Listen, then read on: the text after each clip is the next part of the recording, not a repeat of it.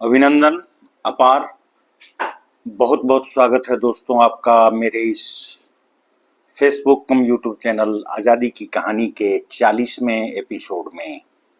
आज का यह एपिसोड लोकनायक जयप्रकाश नारायण जी की जयंती के अवसर पर उनको सादर निवेदन प्रस्तुत करते हुए उन्हीं को समर्पित कर रहा हूं। अब तक जो मैंने आपके सामने चर्चा की थी वो उग्रवादी आतंकवादी आंदोलन की क्रियाविधि, उनके कृत्य, उनके संगठन और उनके भारत की आजादी के लिए किए गए उनके आत्मसमर्पण को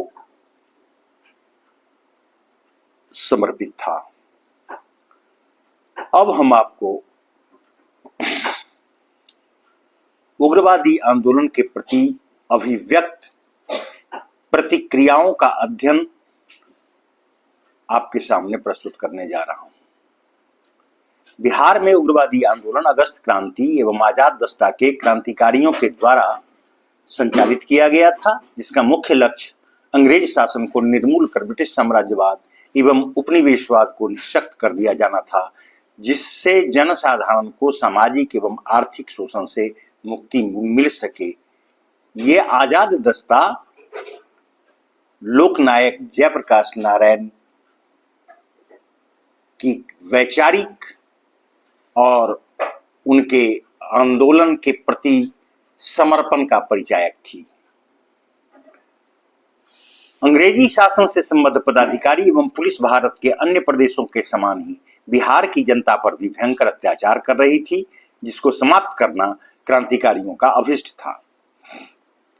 9 अगस्त 1942 को जिस समय क्रांति प्रारंभ हुई, बिहार के आंदोलनकारी युवक, छात्र, श्रमिक एवं कृषक वर्ग से संबद्ध क्रांतिकारी उग्र नहीं थे, लेकिन जैसे ही पटना में 11 अगस्त को 7 युवकों को गोलियों से भून दिया गया, इस आंदोलन का स्वरूप अत्यंत उग्र एवं क्रांतिकारी हो गया।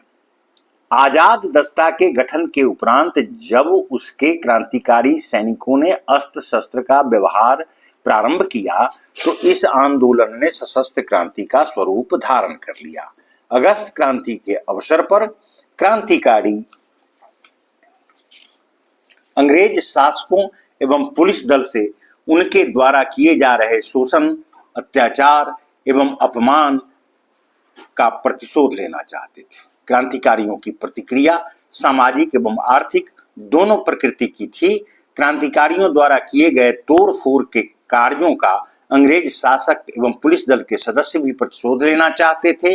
अतः प्रतिक्रिया के रूप में उसने भी दमनकारी गतिविधियों का सहारा लिया।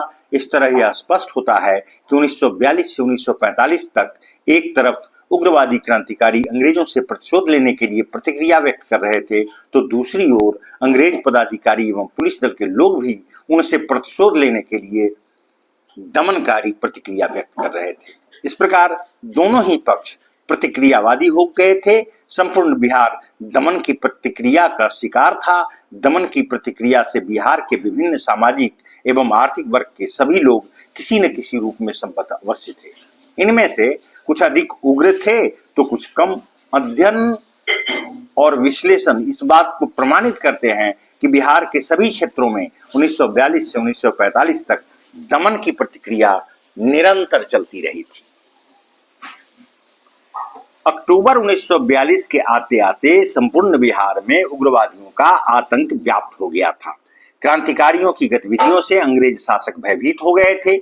उसी प्रकार क्रांतिकारियों को आतंकित करने के लिए सेना, पुलिस, मजिस्ट्रेट एवं विशेष अदालतों की व्यवस्था की गई थी। इनकी गतिविधियों के द्वारा अंग्रेज प्रशासकों की प्रतिशोधात्मक प्रतिक्रियाओं की अभिव्यक्ति दी जा रही थी, ताकि क्रांतिकारी आतंकित होकर अपनी गतिविधियां बंद कर दें। उनके द्वारा उत्पन्न किए गए आतंक को सर्वव्यापी स्वरूप प्रदान किया जा रहा था। क्रांतिकारियों को आतंकित करने के लिए प्रांतीय सरकार ने बिहार के गांव-गांव में हेडमैन का चयन किया, पुलिस के भेदिए को नियुक्त किया गया। पुलिस के मुखबिर केवल क्रांतिकारियों की ही सूचना नहीं देते थे, बल्कि उनके साथ साथ कांग्रेस के प्रति हमदर्दी, सद्भावना एवं रुचि रखने वाले व्यक्तियों का नाम भी पुलिस को दिया करते थे और पुलिस द्वारा उनसे प्रतिशोध लेकर उनको परेशान किया जाता था। चौकीदार एवं दफादार भी पुलिस के दारोगा बन बैठे थे एवं मौका आने पर क्रांतिकारियों के साथ अपमानजनक व्यवहार करने में जरा सी भी नरमी नहीं दिखलाते थे। फलतः साधारण जनता आतंकित हो गई एवं क्रांति के मैदान से हटने की प्रवृत्ति उनमें विकसित होने लगी। लेकिन उत्साही, देश प्रेमी एवं धैर्यवान कार्यकर्ता मैदान में डटे रहे एवं इन क्रांतिकारियों के मन में प्रतिशोध लेने की भावना पूर्ववत बनी रही। हाँ, उन्होंने अपने स्वरूप में आवश्यक परिवर्तन अवश्य किए। अगस्त सितंबर 1942 तक वे खुले रूप में क्रांतिकारी गतिविधियों में संलग्न थे, मगर अक्टूबर 1942 के उपरांत क्रांतिकारी गुप्त रूप से अपनी गतिविधियों का संचालन करने लगे। तत्कालीन तथ्य के अध्ययन इस बात को स्पष्ट करते हैं कि अगस्त क्रांति के दौरान अगस्त से अक्टूबर तक करीब करीब 25,000 बिहार के युवकों, कृषकों, श्रमिकों एवं कांग्रेसी नेताओं एवं कार्यकर्ताओं को गिरफ्तार कर जेलों में बंद कर दिया गया था। उनको हवालात में तरह तरह से परेशान एवं अपमानित किया जा रहा था। जो क्रांतिकारी एवं आंदोलनकर्ता जेल में बाहर रह गए थे, उनकी भी कम संख्या नहीं थी। अंग्रेजों की दमनात्मक कार्यवाहियों ने क्रांतिकारियों को 2 गिरोह में विभक्त कर दिया था। एक गिरोह उन क्रांतिकारियों का था जो पुलिस के कब्जे में नहीं आ सके थे और फरार घोषित किए जा चुके थे, तथा दूसरा गिरोह उन क्रांतिकारियों का था जो गुप्त रूप से क्रांतिकारी गतिविधियों का संचालन करके अपनी प्रतिशोधात्मक प्रतिक्रिया व्यक्त कर रहे थे। फरार क्रांतिकारियों में अधिकांश वे थे जो पुलिस एवं सेना के व्यवहार से आतंकित थे। उनको प्रताड़ित एवं उत्पीड़ित भी किया गया था। अंग्रेज प्रशासकों, सैनिकों एवं पुलिस का दमन चक्र बिहार के इन क्रांतिकारियों को खदेड़ता फिरता था और उन क्षेत्रों की आतंकित एवं पीड़ित जनता भी उन्हें आश्रय देने से कतराती थी। इसलिए जहां कहीं भी उनको आश्रय मिलता वहीं वे भागते फिरते।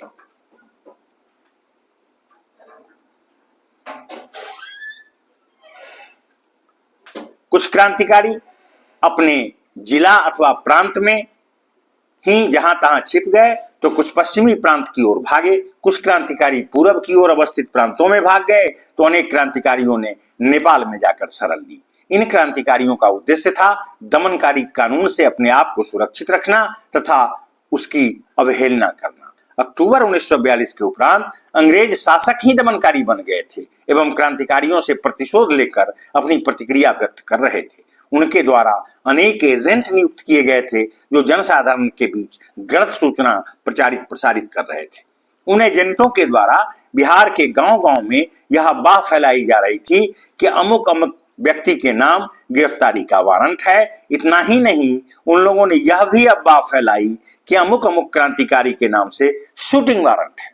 अतः जिनके विरुद्ध वारंट की अफवाह फैली उन सभी क्रांतिकारियों को भागने पर विवश होना पड़ा, क्योंकि वे गोली का शिकार नहीं होना चाहते थे। साथ साथ जितने क्रांतिकारी भागे थे और जहां वे आश्रय लिए हुए थे वहां भी उन्होंने यही बतलाया कि उनके नाम देखते ही गोली मार देने का वारंट है। वस्तुतः देखते ही गोली मार देने के इस वारंट के एक आतंक का वातावरण उत्पन्न कर दिया था और लोग हैरान एवं परेशान हो गए थे। बलदेव नारायण ने इससे संबंधित एक विशेष घटना का उल्लेख किया है। अक्टूबर महीने की एक रात में बलदेव नारायण गुप्त क्रांतिकारी की हैसियत से लहरिया सराय में छुपे हुए थे। आधी रात को किसी ने धीरे धीरे दरवाजा थपथपाया।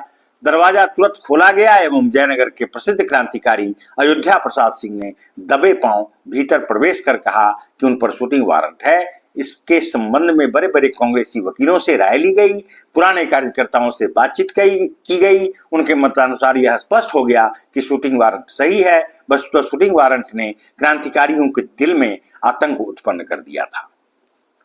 अनेक क्रांतिकारी इस प्रकार के शूटिंग वारंट से परेशान एवं आतंक से चिंतित हो गए थे। वे दिन भर घरों में छिपे रहते तथा घर में ही पैखाना पेशाब करते। बहुत सावधानी के साथ वे घर से बाहर रात में निकलते थे। क्रांतिकारियों की इस स्थिति को देखकर स्वीकार करना ही पड़ता था कि वस्तुतः उन पर शूटिंग वारंट है। जो बहुत धैर्यवान एवं हिम्मत वाले क्रांतिकारी थे, वे दिन में घूमते थे।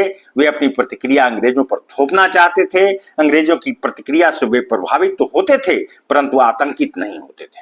अनेक क्रांतिकारियों ने अपना नाम बदल लिया। उदाहरण स्वरूप क्रांतिकारी अयोध्या सिंह ने अपना नाम बदलकर निर्भय राम रख लिया था। वे सब डिवीजन एवं थाने के अंतर्गत गांव-गांव में जाकर अंग्रेजों द्वारा सताए गए लोगों के साथ सहानुभूति दिखाते तथा सरकार द्वारा किए गए प्रतिक्रियात्मक अत्याचार की जानकारी प्राप्त करते थे। वे फरार आतंकवादियों को प्रेरित एवं प्रोत्साहित करने का भी काम संपन्न करते थे। वे कई बार नेपाल गए तथा अपने सहयोगियों को भी ले गए। वहां उन्होंने क्रांतिकारियों को बिहार वापस आने के लिए प्रेरित किया ताकि वे क्रांतिकारी गतिविधियों को जारी रख सकें। यह कहना गलत होगा कि फरार क्रांतिकारियों में सभी आतंकित एवं पीड़ित थे। उसमें अनेक ऐसे भी क्रांतिकारी थे जो काम करते करते थक गए थे और विश्राम करने के लिए फरार हो गए थे। अनेक क्रांतिकारी ऐसे थे जिनको न तो अपनी जान का भय था और न ही उनमें उत्साह का अभाव था। जनता में फैले आतंक को देखकर प्रतिशोध लेने की भावना को दबाकर वे फरार होना ही अधिक उचित समझते थे। उनकी यह धारणा थी कि जब जनता में क्रांतिकारी भावना जोर पकड़ेगी और वे देश की आजादी के लिए प्राणोत्सर्ग करने को कटिबद्ध होंगे, तभी वे पुनः सक्रिय होकर अपने प्राणों की बाजी लगाकर क्रांतिकारी गतिविधियों का नेतृत्व करेंगे। क्रांतिकारी बिंदेश्वरी प्रसाद सिंह का मत है कि सभी क्रांतिकारियों की यह धारणा थी कि बरसात के उपरांत भारत पर जापानी आक्रमण अवश्य होगा। इस अवसर की प्रतीक्षा की जाए।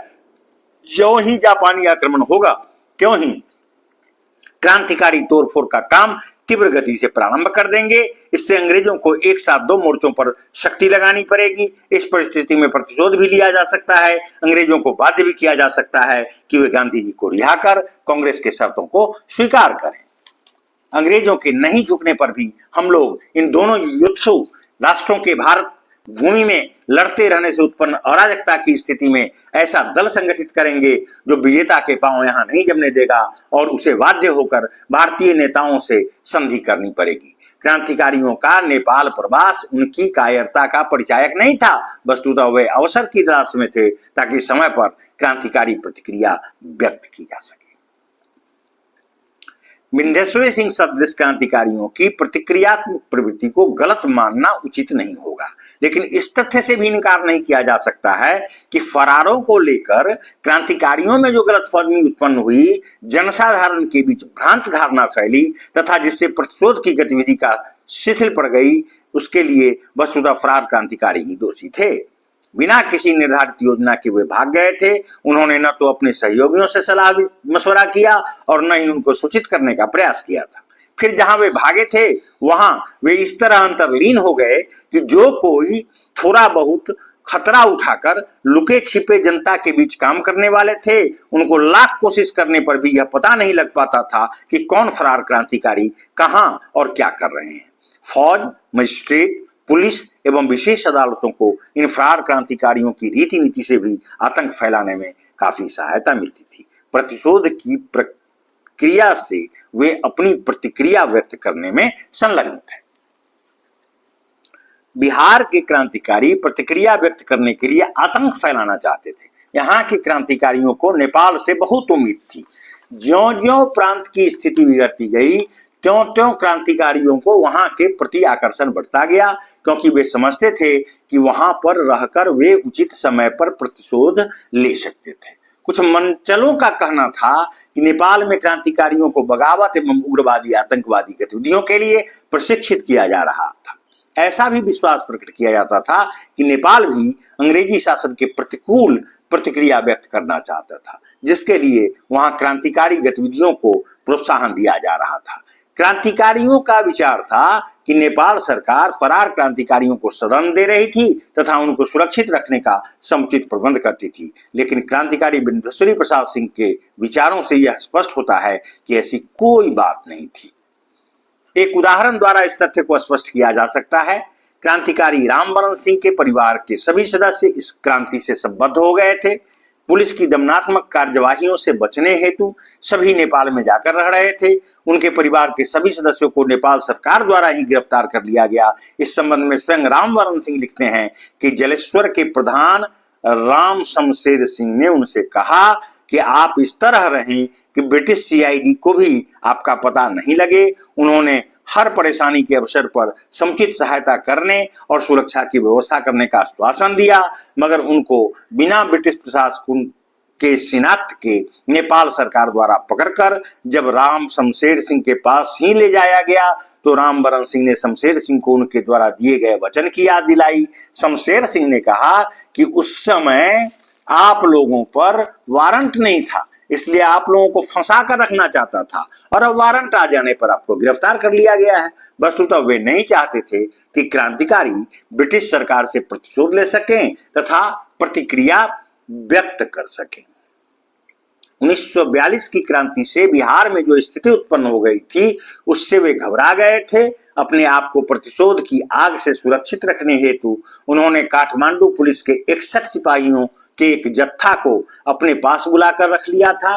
क्रांतिकारियों का विचार था कि नेपाल में भी क्रांतिकारी गतिविधियां विकसित हो रही थी।